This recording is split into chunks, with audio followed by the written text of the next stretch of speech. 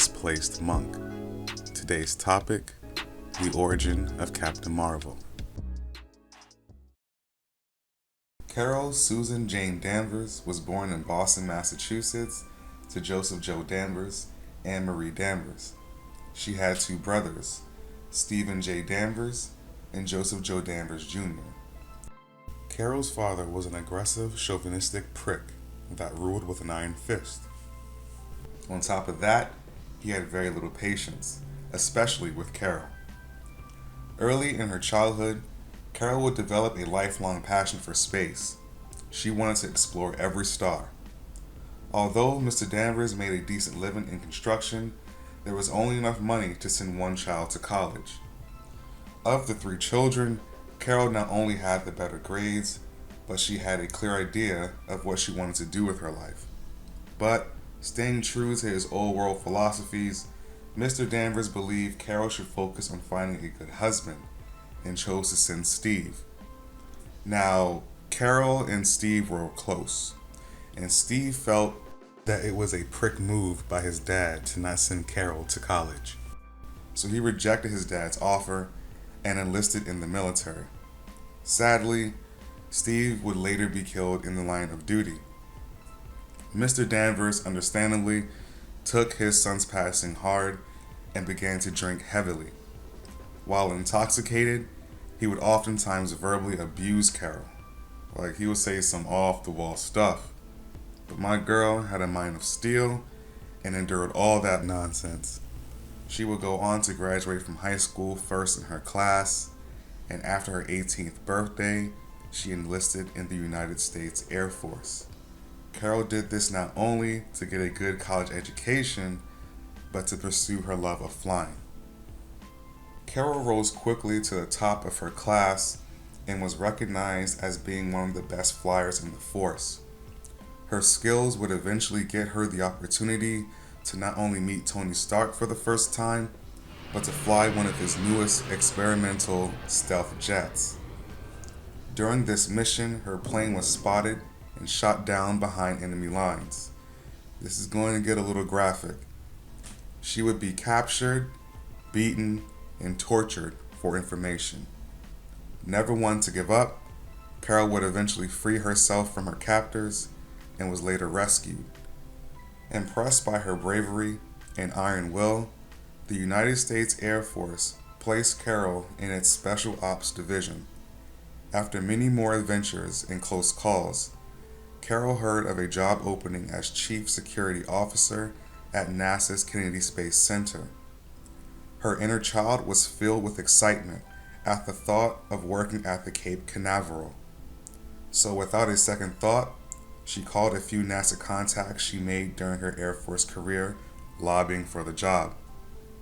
After a review of her military history, Carol was offered the job, making her the youngest CSO in NASA's history. She would then resign from the United States Air Force as a full bird colonel.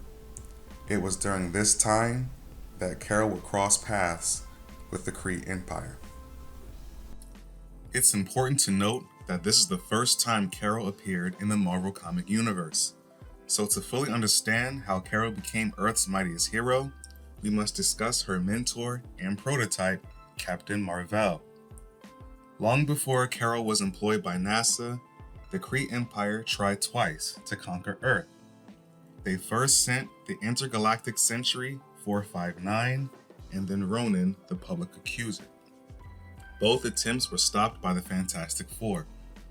Angered by these two defeats, the Supreme Intelligence, AI ruler of the Kree Empire, dispatched Colonel Yonrog and a team of Kree warriors to exact revenge. Among Yonrog's team was Una, the team medic, and a captain named Marvel.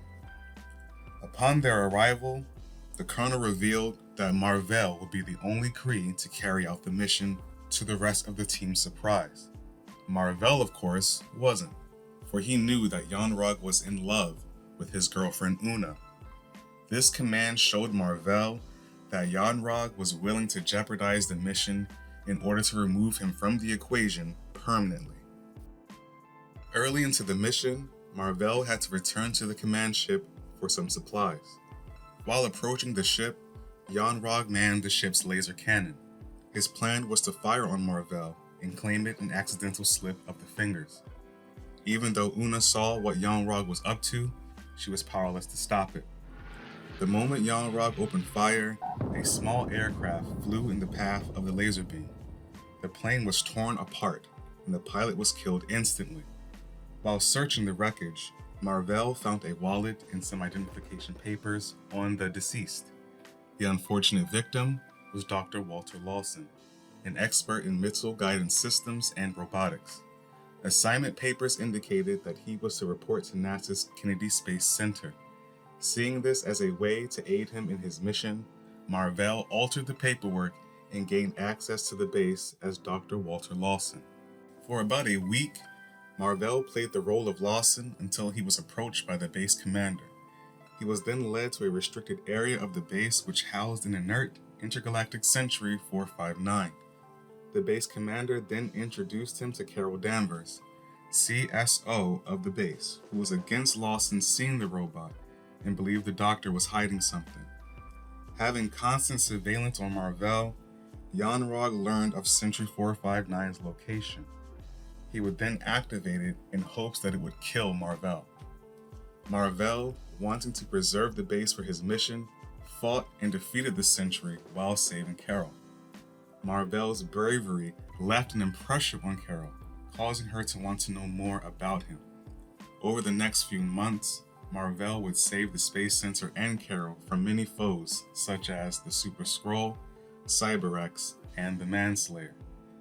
Carol would begin to develop feelings for Mar-Vell and even snuck a kiss during one of their missions. Angered by Mar-Vell's success, Yon-Rogg would kidnap Carol to lure Mar-Vell to the Psyche Megatron. The Psyche Megatron was an outlaw Kree machine that turned imagination into reality.